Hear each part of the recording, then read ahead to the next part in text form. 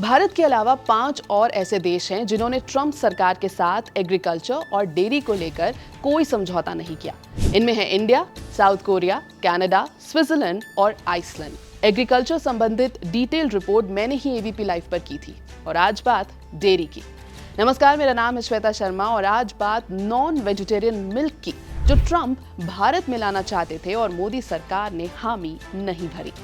America चाहता है कि उसके डेयरी प्रोडक्ट्स जैसे दूध, पनीर, घी को इंडिया में इंपोर्ट की इजाजत मिल जाए, लेकिन भारत दुनिया का सबसे बड़ा दूध उत्पादक है।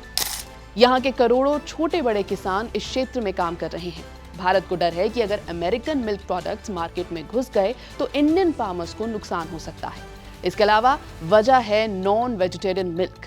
तो ये नॉन वेजिटेरियन मिल्क यानी मांसाहारी दूध होता क्या है? अमेरिका में गायों को बेहतर न्यूट्रिशन देने के लिए उनके खाने में जानवरों की हड्डियों से बने एंजाइम मिलाए जाते हैं। अब इन गायों से आया दूध भारत के लिए नॉन वेजिटेरियन मिल्क है।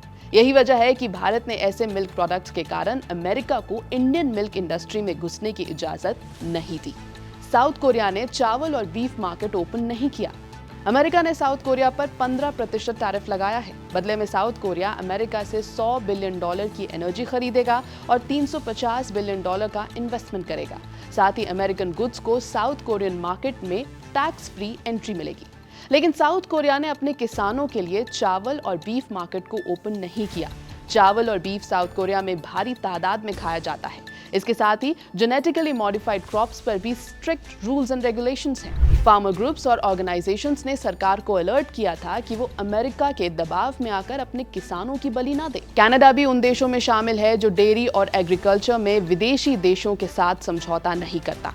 कनाडा ने अपना डेयरी, पोल्ट्री और अंडा उत्पादन को कंट्रोल में रखने के लिए सप्लाई मैनेजमेंट सिस्टम बनाया है।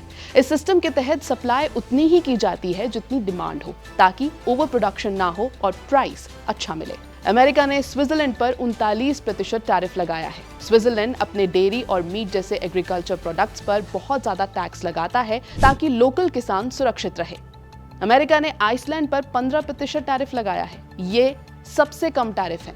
फिर भी आइसलैंड ऐसे देशों में है जिन्होंने डेयरी प्रोडक्ट्स और एग्रीकल्चर को लेकर विदेशी देशों के साथ कोई समझौता नहीं किया। ऐसे में भारत का डिसीजन भी इंडियन सेंटिमेंट्स और फार्मर्स को प्रोटेक्ट करने के लिए ही है। एबीपी लाइव की इस रिपोर्ट में फिलहाल इतना ही। जब भारत की बेटियों का सिंदूर छीना गया, देश की आत्मा कांप उठी, लेकिन हमने पूरी जिम्मेदारी और अदम्य साहस के साथ दुश्मन को ऐसा जवाब दिया जिसे वो भुला नहीं पाएगा। देश के वीरों और पराक्रमी परिवारों के जज्बे को एबीपी नेटवर्क का सलाम। देखिए India unshaken, salute to Sindhu 14 अगस्त एबीपी न्यूज पर।